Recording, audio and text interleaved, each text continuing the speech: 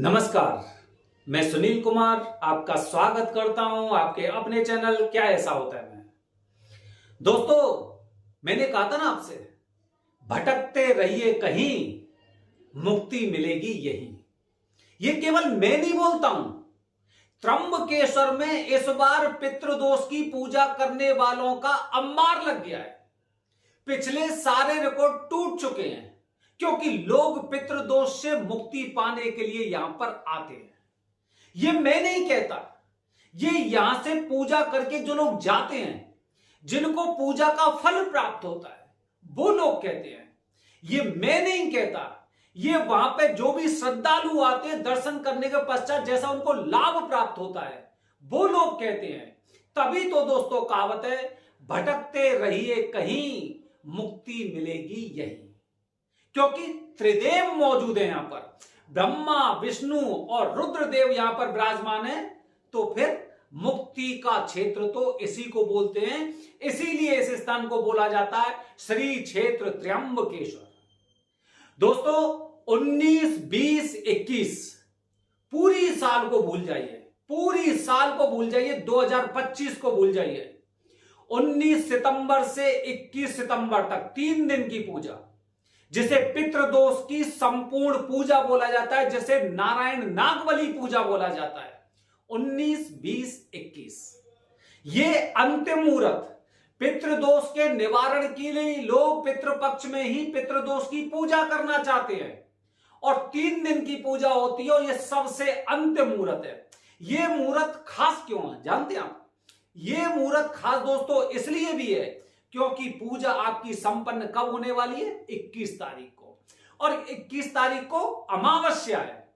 दोस्तों, अगर हम तिथियों के अनुसार अगर हम उनके स्वामी की चर्चा करते हैं, तो जिस तरह से प्रतिपदा के स्वामी होते हैं अग्निदेव, द्वितीया के स्वामी होते हैं, जो द्वितीया तिथि होती है उसके स्वामी होते हैं ब्रह्मा जी।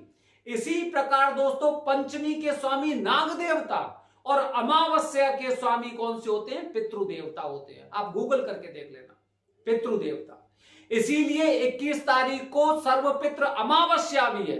तो अगर आप लगातार 3 दिन ये पूजा करने वाले हैं तो फिर मुक्ति तो मिल ही जाएगी। इसके साथ में दोस्तों एडिशनल क्या है? एडिशनल ये है कि काफी लोग काल सर्प दोष के निवारण के लिए अमावस्या को पूजा करने के लिए बोलते हैं। तो 21 तारीख को मतलब तीसरे दिन आपकी अमावस्या वाले दिन आपकी काल सर्प दोष की पूजा भी है। और इसके साथ में दोस्तों जिन लोगों का जन्म अमावस्या को हुआ है तो दर्श शांति की पूजा भी इस दिन कर सकते हैं। ये कैसा संयोग है? ये इस प्रकार का संयोग है दोस्तों कि अगर कुंडली में जटिल से जटिल कैसे भी दोष हैं तो 19, 20, 21 3 दिन में आप यहां से मुक्ति पाकर ही जाएंगे। तभी कहते हैं दोस्तों, भटकते रहिए कहीं, मुक्ति मिलेगी यहीं। दोस्तों, अब मैं अपनी वीडियो के माध्यम से आपको बता रहा हूं, शायद आप समझ चुके होंगे, 19, 20, 21 ये त्र्यंबकेश्वर में पितृदोष की पूजा का सबसे अंतिम मुहूर्त है। और केवल त्र्यंबकेश्वर में नहीं दोस्तों, गया जी में पूजा करने वाले हैं, प्रयागराज में करने वाले हैं, उज्जैन में पूजा करने वाले हैं, हरिद्वार में पूजा करने वाले हैं, त्र्यंबकेश्वर में पूजा करने वाले हैं। तो ध्यान रखिए, 3 दिन अगर आप अपनी पूजा करवाते हैं तो निश्चित रूप से किसी भी प्रकार के पितृदोष से मुक्ति आपको मिल जाएगी। किसी भी प्रकार के पितृदोष से आपको मुक्ति मिल जाएगी, ये लगातार 3 दिन में। अब दोस्तों एक चीज और बता रहा हूं, जब भी कहीं पे जाएं तो आपकी पूजा वरदानी पंडित जी के माध्यम से ही होनी चाहिए। कोई एक वरदानी पंडित जी नहीं है कि त्र्यंबकेश्वर में बैठे वही वरदानी है, उज्जैन में बैठे वही वरदानी है। प्रत्येक तीर्थ क्षेत्र में, गया जी में जाएंगे तो गया जी में अलग आपको वरदानी पंडित जी मिलेंगे। ये सभी लोग वरदानी पंडित जी संघ से जुड़े हुए हैं। वरदानी पंडित जी संघ से ये लोग जुड़े हुए हैं, जो लोग आपकी पूजा करवाते हैं और जिन लोगों का संकल्प होता है कि संतुष्टि नहीं तो दक्षिणा भी नहीं, जो हम अपने प्रत्येक वीडियो में आप लोगों को बताते हैं कि संतुष्टि नहीं तो दक्षिणा नहीं। समझ गए आप? अच्छा, अब दोस्तों आप में से ईश्वर के बारे में बता रहा हूं, बहुत से लोग हर जगह पैसा खर्च करते हैं, लेकिन जैसी पूजा की बारी आती है, आपने देखा, आप कभी गया जी गए हैं? गया जी में वही पूजा 5100 रुपए में होती है, 11,000 में होती है, और वही पूजा 1.25 लाख रुपए की होती है। क्योंकि जो गया जी जाते हैं वो अपने पितरों को समझते हैं, क्योंकि जिस प्रकार एक बच्चे की, एक पिता अपने पुत्र की शादी के लिए पूरा सब कुछ न्योछावर कर देता है, वो केवल खुशियां देखता है, वो केवल अपना नाम देखता है, इसी प्रकार लोग गया जी में आते हैं तो बहुत अच्छी अच्छी पूजा करके जाते हैं। लेकिन ज्यादातर गरीब लोग त्र्यंबकेश्वर पहुंचते हैं और ये ग्रुप में पितृदोष की पूजा करना चाहते हैं। करिए, कोई समस्या नहीं, हमें कोई समस्या नहीं है। वैसे दोस्तों मैं आपको बताता हूं कि ग्रुप में पूजा करने वाले त्र्यंबकेश्वर में जितने लोग हैं उनमें गरीब कम और कंजूस प्रवृत्ति के लोग कुछ ज्यादा मैंने देखे हैं। ये मैंने देखे, मेरा खुद का अनुभव है, किसी की भावनाओं को चोट नहीं पहुंचाना चाह रहा मैं, लेकिन मेरा खुद का वक्तव्य है। मैंने खुद ने इस तरह से विश्लेषण किया है कि लोग यहां पर राजधानी से आते हैं, एरोप्लेन से आते हैं, लेकिन ग्रुप में पूजा करवाते हैं। अब मैं आपको बता रहा हूं, ग्रुप में पूजा करने वाले आप, कोई बात नहीं, ग्रुप में पूजा करिए, लेकिन मैं बताने वाला हूं आपको कि आप अगर ग्रुप में पूजा कर रहे हैं और उस ग्रुप में अगर आपके में 25-30 लोगों से ज्यादा भी लोग हैं तो कुछ सावधानी आपको ध्यान रखनी चाहिए, अन्यथा लेने के देने पड़ सकते हैं। उदाहरण के लिए बता रहा हूं दोस्तों, उदाहरण के लिए आप सोमवार का व्रत रखे हुए हैं, सोमवार को भगवान शिव जी पर जल अर्पित करने जा रहे हैं, और अगर आपने भगवान शिव जी पर, शिवलिंग पर तुलसी का पत्ता भी चढ़ा दिया तो क्या होगा? सोचिए क्या होगा। भले ही आपने भगवान शिव जी का व्रत रखा है, लेकिन भगवान शिव जी को क्रोधित किया है, आपने भगवान शिव जी को क्रोधित किया है।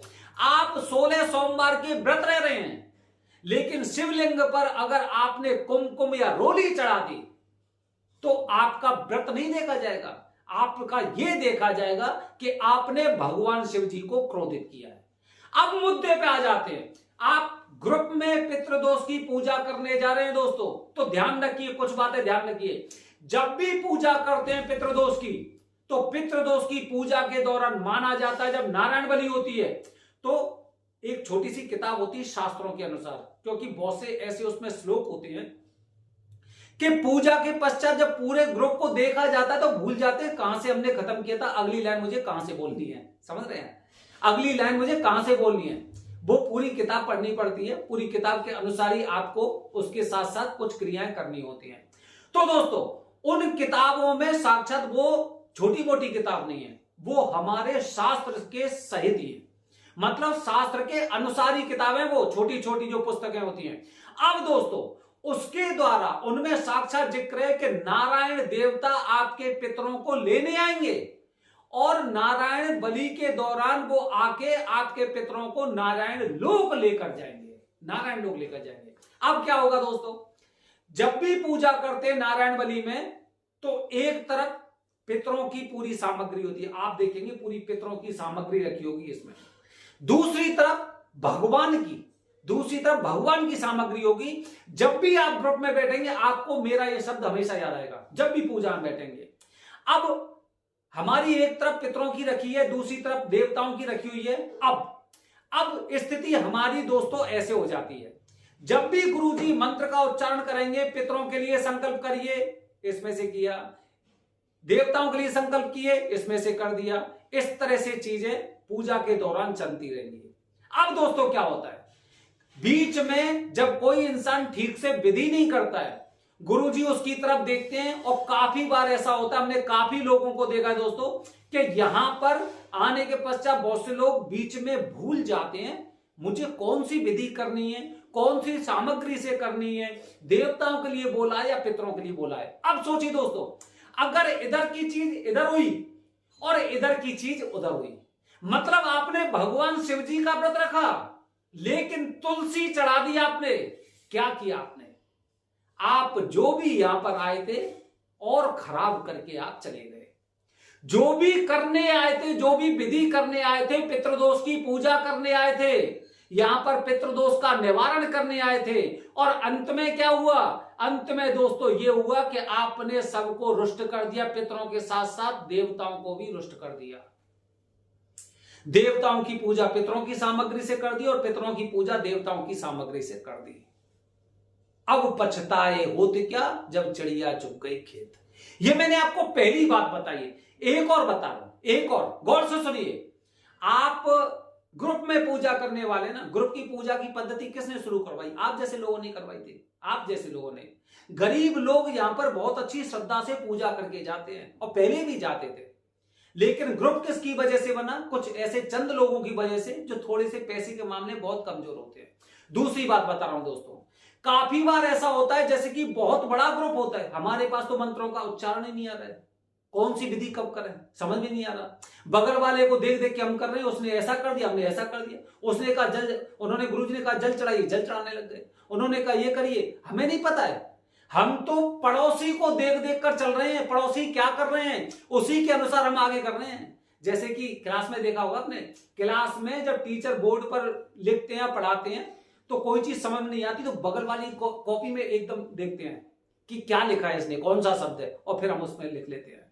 इस तरह से काफी बार हमें गुरुजी का उच्चारण कानों में ही नहीं आ पाता है।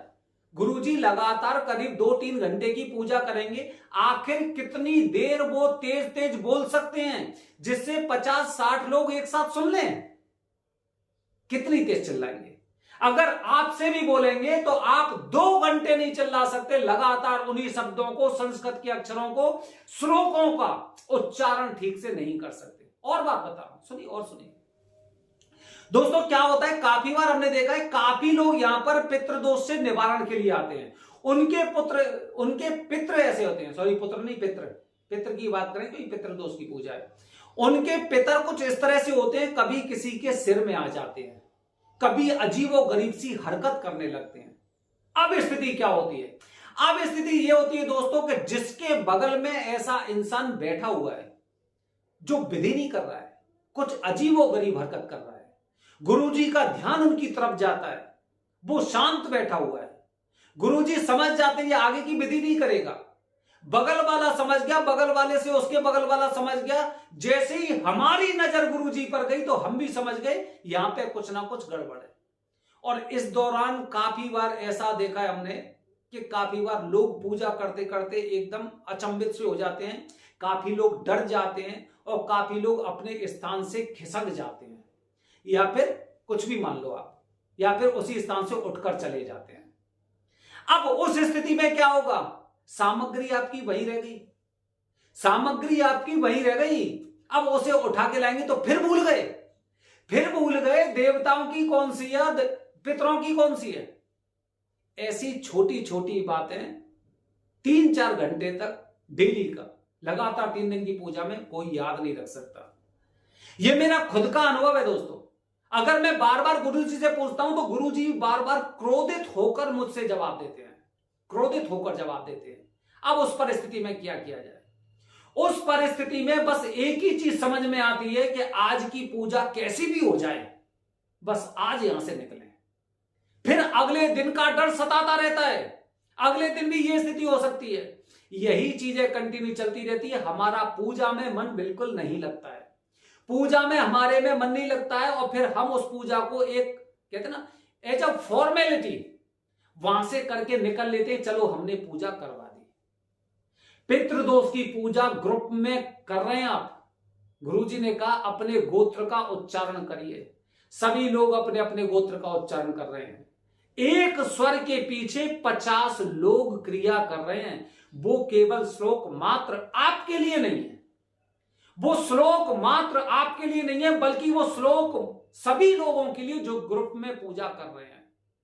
तो समझ जाइए, जितने लोग होंगे उस श्लोक को अगर आप देखेंगे तो फिर ये मान के चलिए कि उतना ही उसी प्रकार से आपको पूजा के फल की इच्छा रखनी चाहिए, क्योंकि ये आप ही जानते हैं कि आपने किस तरह से पूजा की है। दोस्तों, हम हमेशा आपसे कहते हैं, हमेशा कहते हैं, अभी पूजा मत करिए, 2 साल बाद पूजा करिए, क्योंकि हर इंसान को अपने जीवन में कम से कम एक बार नारायण नागबली की पूजा करनी है। फिर ग्रुप का क्या मतलब है? कोई मतलब नहीं है ग्रुप का। ग्रुप का मतलब तो यह है कि मुझे किसी ने बताया तो हम यहां पे कर करके जा रहे हैं अपने मन को संतुष्टि देने के लिए। जैसे कि एक बच्चा फेल हो जाता है और फिर क्या कहता है, शायद मेरे नसीब में ही ऐसा लिखा था। तो अंत में ये सभी लोग अपने भाग्य पर, अपने नसीब पर इन सब चीजों का भंडा फोड़ देते हैं। तो दोस्तों ध्यान रखिए, आप त्र्यंबकेश्वर आने वाले, वैसे त्र्यंबकेश्वर में सभी बुकिंग फुल हो चुकी है, पूरा त्र्यंबकेश्वर भर चुका है। सभी लोग जानते हैं 19 तारीख 19, 20, 21 सर्वश्रेष्ठ मुहूर्त है। पूरे होटल वगैरह सब कुछ बुक हो चुका है। यहां तक कि बहुत से लोग ऐसे हैं जो नासिक रेलवे स्टेशन के पास ही रुकने वाले हैं। तो ध्यान रखिए, जब भी आप आ रहे हैं, अगर आप गया जी जा रहे हैं, उज्जैन जा रहे हैं, त्र्यंबकेश्वर जा रहे हैं, प्रयागराज जा रहे हैं, और वरदानी पंडित जी से ही अगर आपको पूजा करनी तो पहले से ही उनसे अपना फिक्स कर लो, अन्यथा बहुत ज्यादा समस्याओं का सामना आपको करना पड़ सकता है और बहुत ज्यादा तकलीफ आपको हो सकती है। बने रहिए हमारे चैनल के साथ दोस्तों। आने वाली वीडियो में बता रहा हूं गया जी में पिंडदान जब करने जाते हैं तो कौन कौन सी सावधानी आपको रखनी चाहिए। हर हर महादेव, हरिओम।